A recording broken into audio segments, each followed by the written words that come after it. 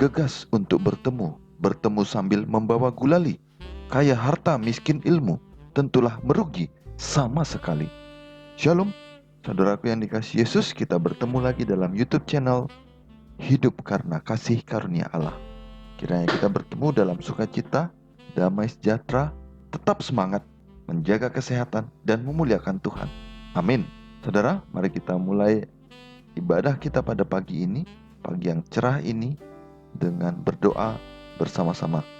Mari kita sama-sama menundukkan kepala dan kita berdoa. Tuhan yang baik, terima kasih Tuhan untuk segala yang Tuhan lakukan dalam hidup kami. Terima kasih Bapa, karena segala yang terjadi dalam hidup kami adalah keajaiban, berkat, kasih karunia, keselamatan, kesehatan, kemuliaan bagi Tuhan. Biarlah Bapa, kami saat ini akan belajar firman-Mu. Firman yang kami dengarkan membawa kami pada kesatuan hati untuk memuliakan Engkau, menyembah Engkau yang kudus, mengagungkan nama-Mu dengan sepenuh jiwa dan raga kami. Tuhan, biarlah hidup kami serahkan selalu ke dalam tangan pengasihan-Mu saja. Inilah doa dan permohonan kami Bapa, di dalam nama-Mu Yesus Tuhan Allah dan penebus kami berdoa dan mengucap syukur selalu. Amin. Sahabatku dalam Yesus, judul renungan pagi kita pada hari ini, hari Minggu tanggal 5 Juli 2020 adalah Ingatlah Fakir Miskin. Mari kita baca ayat hafalan bersama-sama. Jikalau engkau hendak sempurna, pergilah, juallah segala milikmu dan berikanlah itu kepada orang-orang miskin. Maka engkau akan beroleh harta di surga. Kemudian datanglah kemari dan ikutlah aku. Matius 19 ayat 21. Sahabat seiman, kalau kita benar-benar memiliki tabiat Kristus, maka setiap unsur mementingkan diri harus dibuang dari dalam jiwa. Dalam melaksanakan pekerjaan yang sudah dipercayakannya kepada kita, maka kita harus menyerahkan segala sesuatu yang dapat kita hemat. Kemiskinan, duka cita dalam banyak keluarga perlu kita perhatikan. Demikian juga orang yang sengsara dan menderita harus ditolong. Kita hanya mengetahui sedikit penderitaan manusia yang ada di sekeliling kita. Tetapi apabila kita mempunyai kesempatan, haruslah kita siap memberi pertolongan langsung kepada orang-orang yang sudah sangat terdesak. Memboroskan uang dalam kemewahan berarti merampas dari fakir miskin yang seharusnya digunakan untuk membekali mereka dengan makanan dan pakaian. Itu berarti bahwa uang yang dibelanjakan untuk memuaskan selera, kesombongan dalam berpakaian dan perabot serta perhiasan dapat digunakan untuk meringankan duka cita banyak keluarga yang melarat dan yang menderita sengsara. Para penata layan Allah haruslah membantu orang-orang yang tidak mampu. Perbuatan memberi yang merupakan buah penyangkalan diri adalah suatu keuntungan bagi pihak pemberi. Perbuatan itu mendidik kita supaya kita dapat memahami pekerjaan Dia yang dulu suka mengamalkan kebajikan, menolong orang yang menderita, dan mencukupkan keperluan orang yang tidak mampu. Memberi dengan teratur dan tetap yang didorong oleh roh penyangkalan diri adalah obat dari Allah untuk melawan dosa yang bagaikan kanker, yaitu sifat mementingkan diri sendiri dan sifat serakah. Allah telah menyusun rencana untuk memberi secara sistematis, untuk membiayai pekerjaannya dan meringankan kebutuhan orang yang sedang menderita dan yang berkekurangan. Ia telah menetapkan bahwa memberi harus menjadi suatu kebiasaan supaya dapat melawan dosa keserakahan yang berbahaya untuk menyesatkan. Memberi dengan terus-menerus sangat berfaedah melumpuhkan keserakahan yang membawa maut itu. Memberi secara teratur dimaksudkan Allah untuk menarik kekayaan orang yang berserakah, sebagaimana cepatnya mereka memperoleh dan menyerahkan itu kepada Allah. pemilik yang sesungguhnya dari segala harta kekayaan tersebut.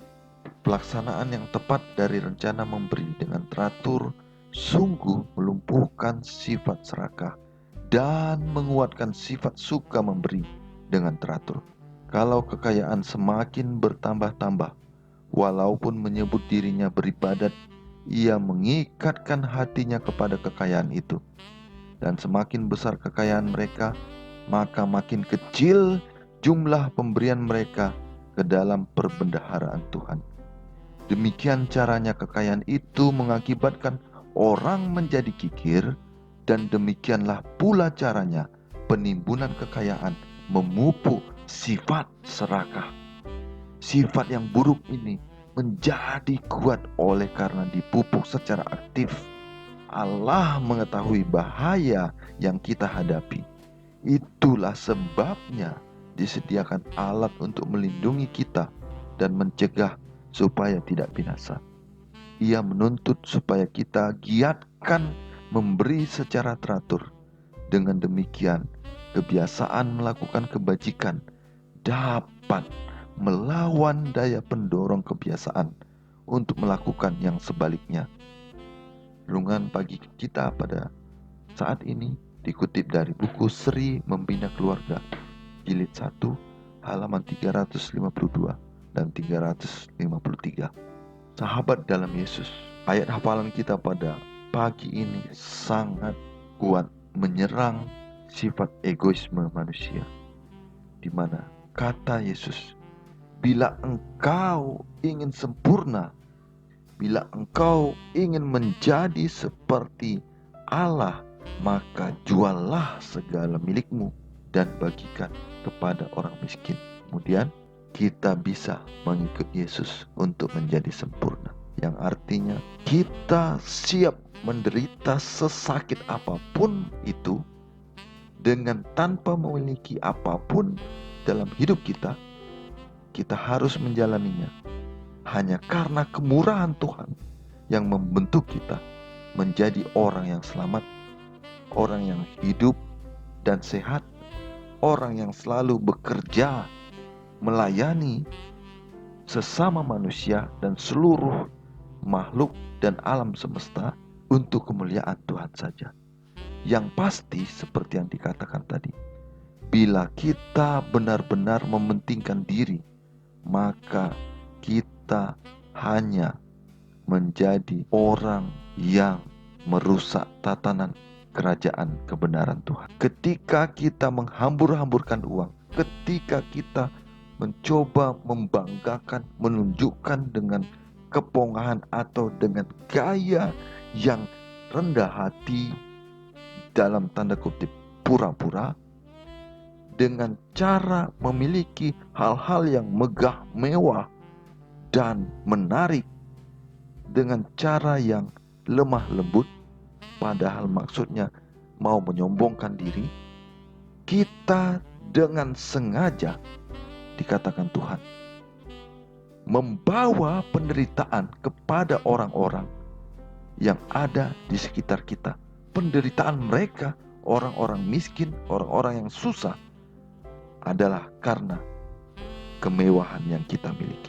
Oleh karena itu akan menjadi pada akhirnya satu jalan mengarah kepada dosa. Oleh karena itu, ketika kita mau menjadi orang yang beribadat, hidup dalam kasih karunia Tuhan, menikmati kebesaran Tuhan dan mengagungkan namanya, menjadi orang-orang yang membawa kebesaran Tuhan bagi orang-orang dan seluruh makhluk di bumi, maka kita harus menghilangkan sifat kikir kita, sifat untuk serakah menimbun kekayaan, sifat untuk memupuk harta benda. Semua itu harus kita buang supaya kita menjadi alat mengagungkan kebesaran kasih karunia kemurahan hati Tuhan. Inilah doa dan permohonan kita, biarlah nama Tuhan dimuliakan dan kita dibawa semakin dekat pada keselamatan dan kehidupan kekal di surga. Mari kita sama-sama berdoa. Bapa yang baik, terima kasih untuk firman yang Tuhan berikan. Biarlah kasih karunia-Mu memenuhi hidup kami dengan menjadi orang-orang yang apa adanya, tidak bermewah-mewah, tidak memegahkan diri, tidak melalaikan orang-orang yang di sekitar kami. Biarlah Tuhan, dengan firman Tuhan pada pagi ini, kami menjadi orang-orang yang kembali hidup penuh keinginan untuk berbagi, keinginan untuk bersama-sama menikmati kemurahan Tuhan, keinginan untuk saling menolong, keinginan untuk selalu menikmati kemurahan Tuhan bersama orang-orang di sekitar kami. Biarlah Tuhan, kebesaran-Mu saja yang jadi dalam hidup kami, dan kami menjadi orang yang setiap hari bertobat untuk memuliakan Engkau bersama-sama seluruh bumi menjadi umat yang mengasihi Tuhan. Terima kasih Bapa atas segalanya. Biarlah Roh Kudus terangi hati dan pikiran kami setiap saat, supaya kami jangan menjauh dari kebenaran-Mu, kemurahan hati-Mu. Di dalam nama-Mu Tuhan Yesus, Raja dan Penebus hidup kami, yang memberikan kami keselamatan, kami berdoa dan mengucap syukur selalu. Haleluya, amin. Ada anak kecil bermain batu. Batu dilempar masuk ke sumur. Belajar itu tak kenal waktu, juga tidak memandang umur. Horas!